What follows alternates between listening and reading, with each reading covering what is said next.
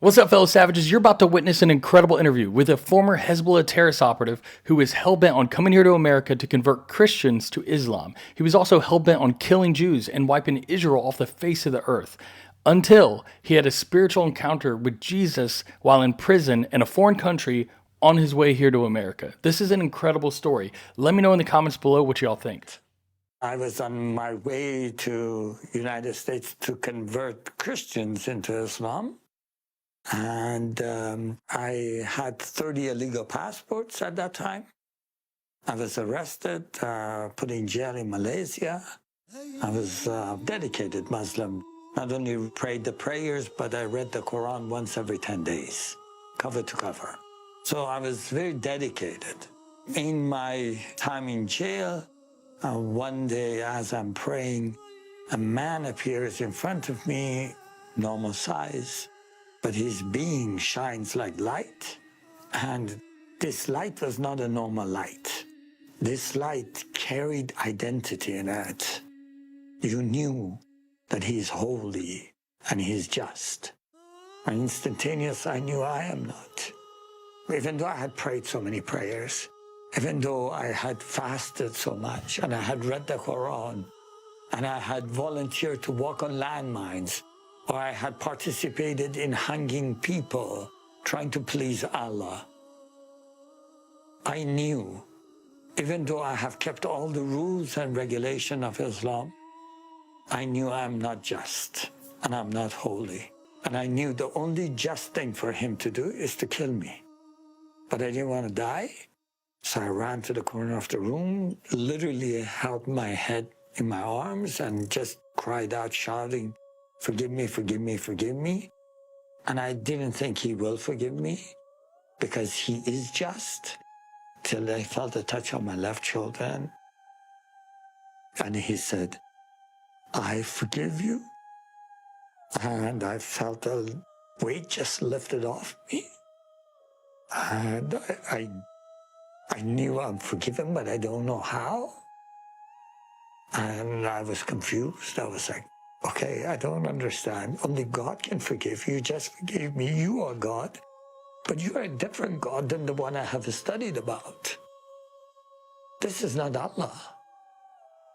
So who are you that forgives me and I feel forgiven today? And he said, I am the way, the truth, and the life. And I thought, that's very powerful. It means a lot because as a Muslim, you pray, "Ihdina sirata mustaqim," show me the straight path kind of thing. And so the way is a direction, truth is something you measure, life is a source, but he claims to be all those three. I never thought the way is a person, the truth is a person, and life is a person, and all of them is the same person. So I said, I don't understand. What is your name? And he said, Jesus Christ. And someone grabbed all my bones out of my body. I just fell like a piece of meat to the ground, and I just began to weep. Hey, if you're enjoying the interview so far, please do us a favor, subscribe, hit the thumbs up, leave us a comment. It really helps the channel grow so that we can share messages just like this. It's like, being colorblind. And then suddenly you see colors again. And you realize the world is so much more beautiful than you ever thought. If you ask me what made the world so colorless, it's the hatred, the anger that is in the heart of every Muslim. I mean, people say, why did you hate the Jews? I had never met a Jew. But I thought Hitler was a good man for doing what he did. He just didn't finish the job. I don't know why I hated them. No Jew had ever done anything bad to me. God didn't design us to hate. Didn't design us to want to see someone dead. He did not design us for these things. These are design of Satan. How do you think killing the people that God gave them this land to is going to please Allah? The God of heaven, the God of Abraham and Moses, the God of their prophets, like Jesus, is not a God that celebrates when Jews are killed. In early October, Afshin was visiting Israel with his ministry, which promotes friendship between Persians and Jews. But like millions of others, he found himself in the middle of a war when Hamas launched a bloody attack. When Afshin visited the CBN News Bureau, he met another guest, Sasha Ariev, whose teenage sister had been kidnapped by Hamas. He and his wife wept as they watched her story. There is absolutely no justification, no explanation that can make any of these okay.